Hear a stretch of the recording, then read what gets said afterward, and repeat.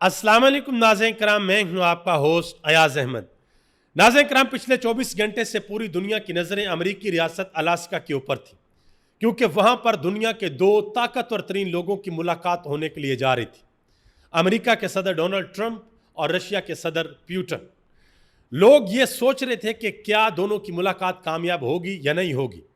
क्या Donald Trump Putin को मनाने में कामयाब होंगे या नहीं होंगे। क्या रशिया और यूक्रेन की जंग रुकेगी या नहीं रुकेगी। यह मुलाकात हो चुकी है और इस मुलाकात के बाद दुनिया की आंखें खुली की खुली रह गईं। दुनिया ये सोच रही थी कि भाई ट्रंप जो है वो मना लेगा प्यूटन को। जैसे ये मुलाकात खत्म होगी, दोनों हंसी खुशी बाहर आएंगे, मीडिया के सामने खड़े होंगे, प्रेस कॉन्फ्रेंस करेंगे और ऐलान कर देंगे कि भाई हमने एक मुआहदा कर लिया है, हम एक एग्रीमेंट के ऊपर पहुंच गए हैं, लिहाजा अब रशिया और यूक्रेन की जंग खत्म है, इसको हम फिनिश कर रहे हैं। लेकिन ऐसा कुछ भी नहीं हुआ। अब ऐसा क्यों नहीं हुआ? जिस वक्त प्यूटन ने आना था मिलने के लिए डोनाल्ड ट्रंप को, उससे पहले डोनाल्ड ट्रंप ने बहुत से बयान दिए। कभी कहा कि मैं रशिया के ऊपर पाबंदियां लगा दूंगा, कभी कहा कि मैं हिंदुस्तान का टैरिफ बढ़ा दूंगा क्योंकि हिंदुस्तान बहुत ज़्यादा बाइंग करता है रशिया से, और कभी कहा कि भाई प्यूटन को देखते साथ ही पहले कुछ सेकंड में या 1-2 मिनट में मुझे पता चल जाएगा कि आया ये मुलाकात कामयाब होगी या नहीं होगी। अब ये मुलाकात हुई है। डोनाल्ड ट्रंप ने बड़ा ज़बरदस्त किस्म का इस्तकबाल किया उसका प्यूटन का, और उसके बाद दोनों की 3 घंटे तवील मुलाकात हुई है। उन 3 घंटों में प्यूटन ने सब कुछ डोनाल्ड ट्रंप के सामने रखा, डोनाल्ड ट्रंप ने अपनी साइड सामने रखी, क्योंकि डोनाल्ड ट्रंप इस वक्त हर सूरत पूरी दुनिया के अंदर ये साबित करना चाहते हैं कि भाई मैं दुनिया के अंदर अमन का पैगंबर हूं, मैं जंगे रुकवाने वाला हूं, और वो ये भी कहते हैं कि मुझे नोबेल अमन प्राइज दिया जाए। डोनाल्ड ट्रंप ये कहते हैं, ठीक है। अब उनके लिए ये बहुत बड़ा इम्तिहान था कि आया वो इसको रोकने में कामयाब होते हैं या नहीं होते। जिस वक्त ये 3 घंटे की मुलाकात होती है, मुलाकात होने के बाद बाहर आते हैं मीडिया के सामने, पहले प्यूटन बात करते हैं, फिर डोनाल्ड ट्रंप बात करते हैं, और मीडिया के किसी भी सवाल का जवाब दिए बगैर चले जाते हैं। और डोनाल्ड ट्रंप को प्यूटन कहते हैं कि अगली मुलाकात अगर हमारी होगी तो वो मॉस्को यानी कि रशिया के अंदर होगी। तो डोनाल्ड ट्रंप ने कहा कि इसके लिए मुझे तनकीद का सामना करना पड़ सकता है, लेकिन ये हो सकता है कि हमारी मुलाकात उधर ही हो जाए। अब नाज़रीन किराम, मैं यहाँ पर इंपॉर्टेंट चीज़ आपको बता दूं, जो सबसे इंपॉर्टेंट चीज़ है, ये डोनाल्ड ट्रंप का एक समझ लें कि बहुत बड़ा प्रोजेक्ट है कि उसने यूक्रेन की जंग को रुकवा कर एक तीर से 2 शिकार करने।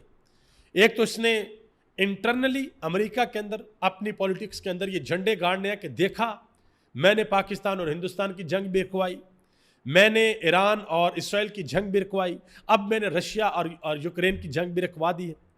पाकिस्तान और हिंदुस्तान का मामला ये था कि दोनों अमेरिका के बच्चे जमूरे हैं और बड़े ताबेदार हैं, ये चूं चरा नहीं कर सकते। इसराइल और ईरान का मामला ये था कि ईरान के सामने बाकायदा तौर पर पूरी दुनिया ने यह देखा कि ईरान के साथ लंबी देर तक इसराइल जंग नहीं लड़ सकता था, और फिर कतर अंदर पड़ा, दूसरे मुल्क अंदर पड़े और इनका आपस में सीज फायर हुआ। अब ये जो रशिया और यूक्रेन वाला मामला है, यहां पे डोनाल्ड ट्रंप ये चाहते हैं एक तो ये सीज फायर हो, दूसरा अभी तक अमेरिका ने जितनी इन्वेस्टमेंट की है यूक्रेन के ऊपर, वो यूक्रेन से जमीन लेना चाहते हैं, और वो जमीन जहां पर रेयर अर्थ मिनरल्स हैं, वो जमीन वो लेना चाहते हैं कि वो मादनियात हमें मिले। लेकिन जिस वक्त ये मुलाकात हुई, उस मुलाकात के बाद दुनिया को यह पता चला कि जो रशिया के सदर हैं वो अभी भी अपने बुनियादी मुतालबे के ऊपर खड़े हैं। वो अभी भी कहते हैं कि भाई जो हमारा पहले दिन से मुतालबा है कि हम यूक्रेन को उस हैसियत में नहीं मानेंगे जिस हैसियत में यूक्रेन के प्रेसिडेंट ज़ेलेंस्की चाहते हैं कि उनको माना जाए।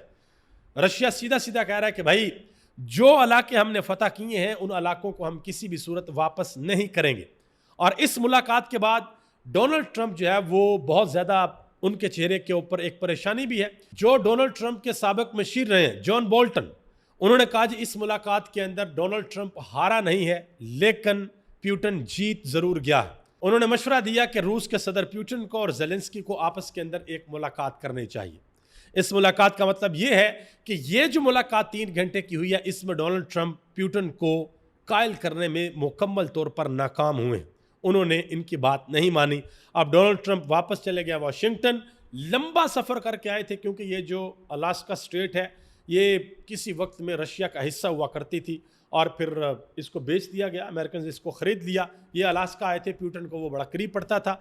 और वैसे और भी मुल्कों ने कहा था, सऊदी अरब ने कहा था, यूएई ने कहा था, कतर ने कहा था कि भाई आप हमारे मुल्कों के अंदर आ जाएं, यहाँ पर आकर आप बातचीत कर लें, लेकिन उन्होंने उस जगह को चुना और प्यूटन ने वाज़ह तौर पर कहा कि अगली दफ़ा हम मिले तो फिर हम जो है वो रशिया के अंदर यानी कि मॉस्को के अंदर मिलेंगे।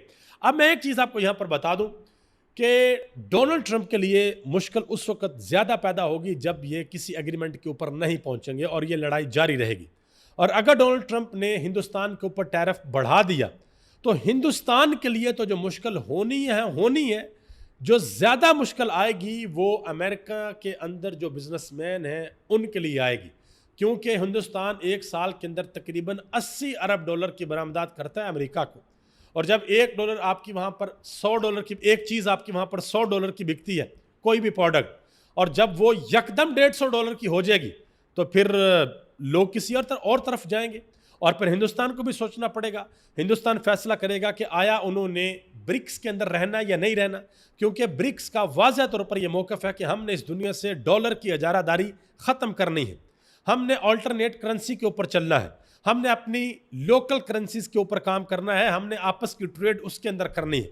और अमेरिका को, डोनाल्ड ट्रंप को सबसे बड़ी तकलीफ ये है कि हमारी डॉलर की इजारादारी ख़त्म नहीं होनी चाहिए, यह बरकरार रहनी चाहिए, क्योंकि दुनिया के अंदर इंटरनेशनल ट्रांजैक्शन डॉलर के अंदर अगर ख़त्म हो गई तो अमेरिका की कहानी ख़त्म।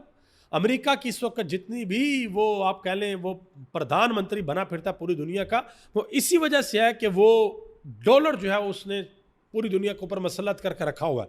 और जब ये निकल गया, मिसाल के तौर पे इंडिया, चाइना, रशिया, ईरान, इनके साथ अफगानिस्तान मिल जाएगा, तुर्की अगर मिल गया, 2-4 मुल्क और मिल गए, इन सब ने अगर ऐलान कर दिया, जापान मिल गया या ऑस्ट्रेलिया मिल गया, इन्होंने अगर ऐलान कर दिया कि भाई हम तो अपनी अपनी करेंसी के अंदर डील करेंगे, हम तो किसी से तेल खरीदेंगे, हम अपनी युआन में देंगे या इंडियन रुपीज़ में देंगे या रशियन करेंसी में हम लेन देन करेंगे, तो डॉलर की तो छुट्टी। तो ये इनका असल मसला और असल प्रॉब्लम है। देखते हैं कि आने वाले दिनों में इसको हल कर पाते हैं या नहीं कर पाते। अभी तक इस मामले में डोनाल्ड ट्रंप को किसी किस्म की कोई कामयाबी नहीं मिली, लेकिन उन्होंने वाज़ह तौर पर किसी किस्म का कोई बयान भी नहीं दिया। देखते हैं कि आने वाले वक्त में क्या होता है। अभी तक इतना ही। आप सबका बहुत बहुत शुक्रिया।